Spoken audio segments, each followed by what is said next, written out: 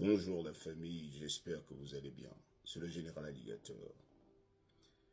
J'ai été contacté par un de mes abonnés qui a fait 15 ans ici aux États-Unis. Il est arrivé en tant que touriste et il est resté.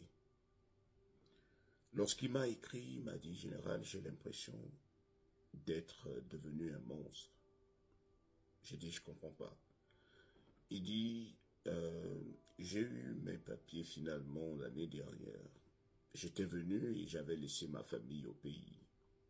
Ma femme, et j'avais à l'époque 2 enfants. Je les avais laissés.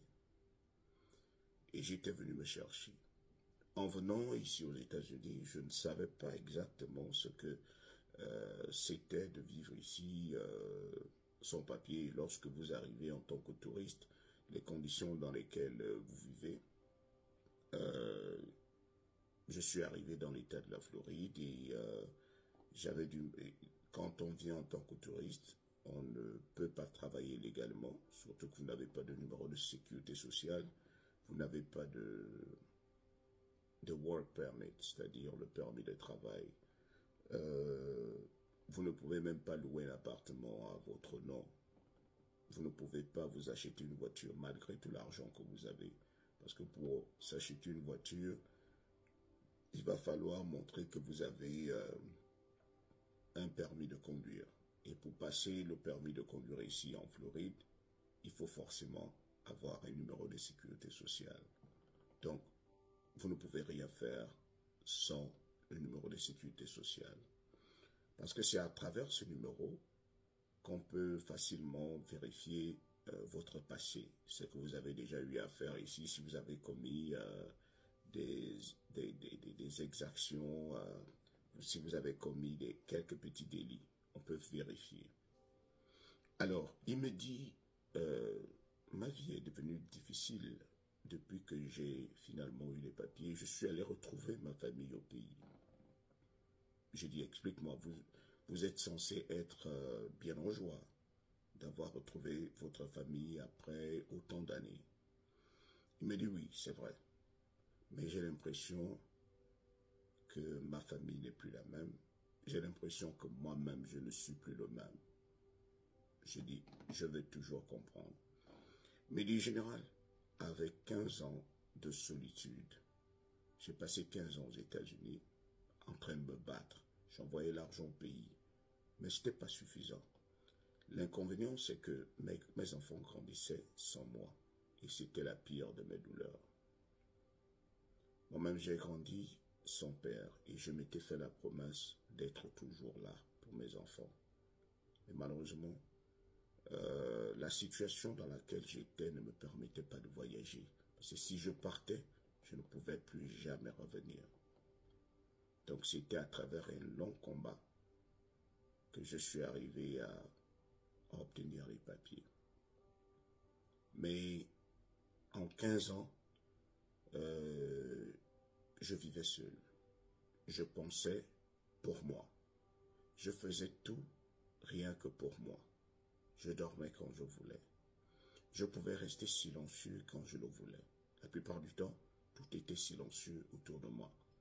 Voyez-vous, pour vivre aux États-Unis et sans avoir des problèmes, il faut que ça soit le boulot et la maison. Et c'était ma routine. Boulot, maison, sinon magasin pour aller acheter un truc. Donc, vous allez passer pratiquement 15 ans dans le silence. Vous allez regarder la télé quand vous le voulez. Parfois, vous parlez seul. Vous communiquez seul. Et parfois, vous restez sans parler.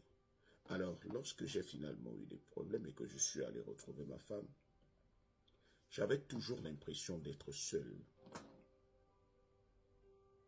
Parce que ce réflexe était déjà resté en moi. J'étais au milieu de mes enfants et de ma femme, mais je restais silencieux. Parfois, je les entendais parler, mais je ne comprenais pas ce qu'ils disaient, parce que mon esprit était toujours loin.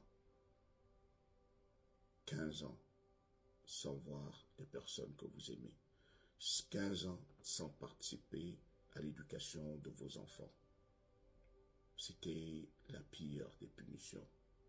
De voir mes enfants avoir du mal à m'appeler papa. Parce que vous savez, c'est quelque chose qui devrait être naturel. Même si on leur disait que j'étais leur père et qu'on avait l'habitude de se parler par vidéo, mais c'est pas comme si vous étiez là, présent.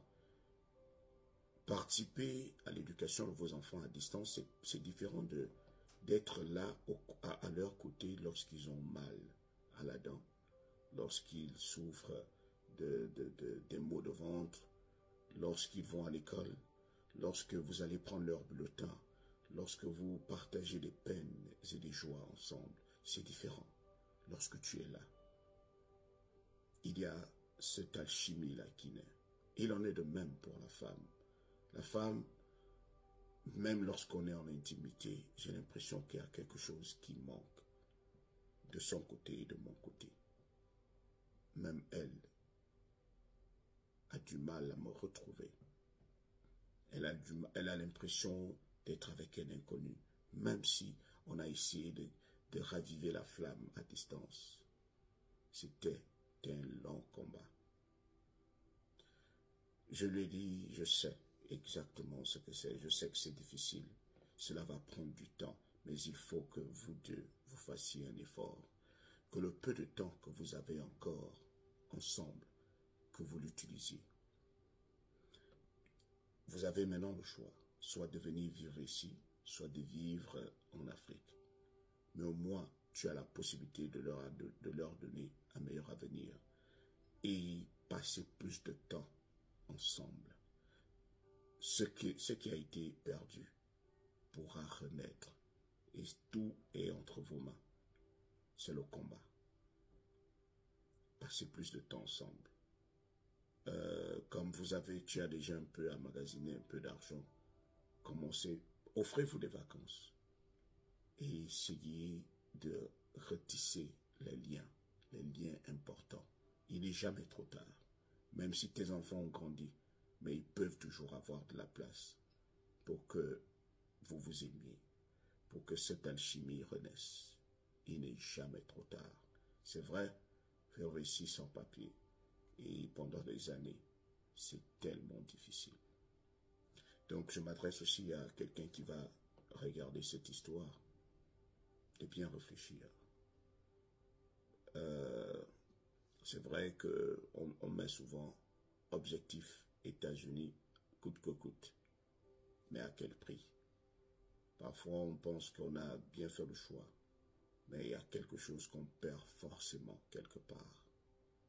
Et parfois ce sont nos enfants qui en pâtissent. C'était le général.